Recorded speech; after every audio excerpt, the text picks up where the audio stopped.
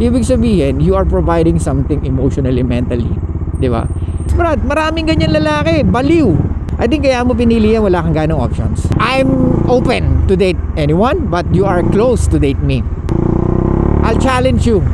Make sure lahat ng didiskartehan mo, yan ang trademark mo. Ano yan? Yan ang market mo. Yung mga babaeng lonely. Hey, what's up guys? It's your boy Sublado Moto. Okay, for tonight's vlog, let's talk about ang nag-message sa atin or nag-DM sa atin sa Instagram. So may tanong siya, ibang klase si Ropa? Iba ka, Ropa?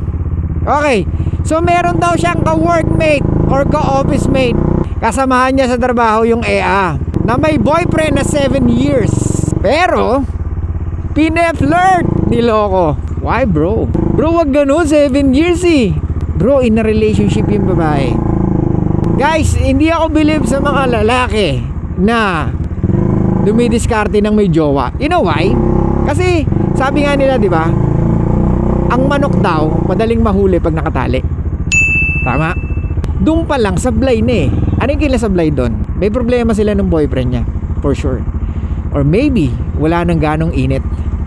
For 7 years or any relationship na pag ang babae nasa relationship at nakukuha niya makipag-flirt sa ibang guy, it means that she never respected the guy, or yung kulang na hinahanap niya is nasa labas or hinahanap niya sa labas. Napaka unfair naman, Brad, bilang lalaki. And I don't think na mag-i-improve yung game mo once na yung babaeng may jowa ang gusto mong diskartehan. Hindi ganun, Brad. Kung gusto mong bumira or kung gusto mong mag-improve yung game mo, ang nakikita ko dito is gusto mong umiscore, Brad. Sabi mo nga, napapansin mo, nagpo-post na siya ng mga sexy videos sa social media niya. At nung inaya mo, pumayag si girl. Bro, mag-isip-isip ka. Are you sure sa gagawin mo? You are creating your own problem. Hindi maganda sa imahe mo. Kasi eto challenge ko sa inyo to, guys. Kung talagang magaling kayo sa game or talagang malupit kayo bago kayo magyabang kung kani-kanino, bago nyo i-flex yung mga successful successful sexcapade nyo or successful nyo na pakikipag date sa iba't ibang klaseng babae, I'll challenge you. Make sure lahat ng didiskartehan mo or lahat ng didiskartehan nyo walang jowa. Kasi for me, it's given na may problema siya sa relationship niya. Pwede naman bro sabihin mo doon sa babae na gusto mo, breakin mo muna yung boyfriend mo, tsaka tayo lumabas. Natatakot ako para sa'yo, men. Kasi pwede mo maging habit yan Oh, yan ang trademark mo. Ano yan? Yan ang market mo. Yung mga babaeng lonely sa relationship.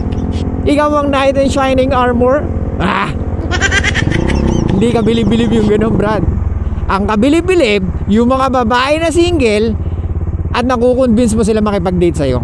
At nakukonvince mo na sumunod sila sa'yo. Kahit 3 pa yan, 4 pa yan, 5 pa yan, mas bibilib ako sa'yo. Lahat yun single. Talagang walang karelasyon. Or meron man dinidate, or meron man nakakasalamuhang ibang babae, pero ikaw pa rin ang pinili. At nag-agree na okay lang, sige, number 2 ako, number 3 ako. What? O pag tinanong sa'yo, pangilan ba ako? Well, depende sa araw. Joke lang. What I mean to say here is, if you can convince a woman, or if she allow it, or if she's if it's okay with her to be number 2, number 3, you're good, bro. I mean, paturo kami sa'yo kung gano'n ka kalupit. Na kaya mong sabihin dito sa EA na to na I'm open to date anyone, but you are close to date me. Ako lang ang dapat mong ma-date. Oh bro, it sounds like selfish. No, it's not. Tandaan mo, yung makukuha niya sa'yo as a boyfriend, or yung provision and protection na kaya mong ibigay sa relationship, emotionally, mentally, financially, or anything na hinahanap ng mga kababaihan sa isang lalaki or sa mga lalaki is pwede mong maibigay or kaya mo ibigay. Why it's unfair? Kung sa lahat na nanligaw sa kanya, she still choose you over those guys na talagang sabi mo may kotse, may looks, pero they don't know how to connect with women. So you're still you're still doing good. We can say na you are still the best so far, di ba? Sa options niya. Kaya bro, pag-aralan mo how to connect with women, and yun nga yung lagi ko sinasabi, make sure na makikipag-date ka, dapat laging presence yung emotional connection, and at the same time, may sexual possibility. Yung ginagawa mo na yan, sexual possibility lang yan eh. O, ano end up niyan? Hook up yan bro. Ang kinakatakot ko dyan, baka ma-inlove ka. Maraming ganyan. Bah, ikaw na yung ikaw lang yung number 2, ikaw pa yung nagseselos, Brad. Maraming ganyan lalaki, baliw. Di ba? Mas parang hindi kita kaya mo wala. Mga ganon, di ba? Mas natitrill ka eh. Bilang lalaki, natitrill ka eh. Pucha, ano kaya ginagawa ni girl? Text ko kaya, magkasama daw sila eh. Hanggang sa dumating sa point na nagtitrip ka na lang, Brad. Wag ganon, wag ganon. Pangit yun, pangit. Tsaka ito ba? Wala kang ibang options, no? What? Kasi yan napili mo eh. Easy eh, no? Oh, di ba? I think kaya mo pinili yan, wala kang ganong options. Yan na nakikita ko. Kung meron man, then why you need to ask me? Di ba? Kung tingin mo, marami ka namang options na pero sa nakikita ko, siya yung options mo ngayon. Kasi wala kang iba na options. At ito pa, kasamahan mo pa sa trabaho. Brad, parang mahirap naman tumayo sa bakuran. Amoy na amoy yan, Brad. Umutot ka nga lang, naaamoy na kagad ng mga katabi mo eh. Tapos gagawa ka pa ng ganyan. Di ba? Kaya nga ulitin ko guys, dumiskarte kayo ng mga babae na talagang single. Bibili pa ako sa inyo kung every week iba-iba yung dinidate nyo. Regardless kung may nangyari man or wala.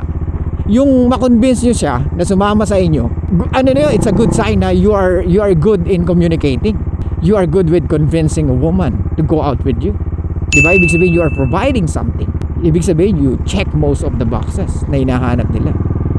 Diba? Kaya sa'yo Brad, hindi ako bibilib sa'yo kung ang tatargetin mo is yung mga in a relationship tapos magulo yung relasyon. Kaya mong makipag-iwalay muna siya, or dapat maging ka nga eh. Dapat nga sabihin mo sa kanya, ba't di mo ayusin yung relasyon nyo kaysa lumalabas ka together with me? Diba? I know you test the water, diba? And pumayag. Pero kahit na Brad eh. Pero isipin mo Brad ha, ano matututunan mo sa kanya when it comes to game? Unang-una given na yun na kaya siya pumapayag. Kasi ganito guys ha, iba yung single, iba yung in a relationship. Okay? She's looking for something eh na wala dun sa relasyon nila. Kung single yan, baka mas challenging para sa'yo. Diba? Kasi talagang siya, sa kanya pwede siyang tumanggi anytime. Yung mga single, diba? Etong si in a relationship mo na dinidiskartehan, lonely yan eh. For sure bro, she's lonely. Kaya pumapayag siya sa'yo. Kaya papayag siya lumabas together with you. Pero kung single yan, I don't think so. Pwede papayag, pero not to the point na kagaya ng ginagawa mo ngayon na parang easy lang, di ba? Well, not totally easy, of course, you still put effort. Pero iba yung single Brad eh, na babae, di ba? Tsaka dito mo makikita kung talaga may game ka. If you can convince a woman to go out with you, na single, and pagkatiwalaan ka, bilib ako sa'yo. Bibilib kami sa'yo, Brad. Ibig sabihin, you are providing something emotionally, mentally. Di ba?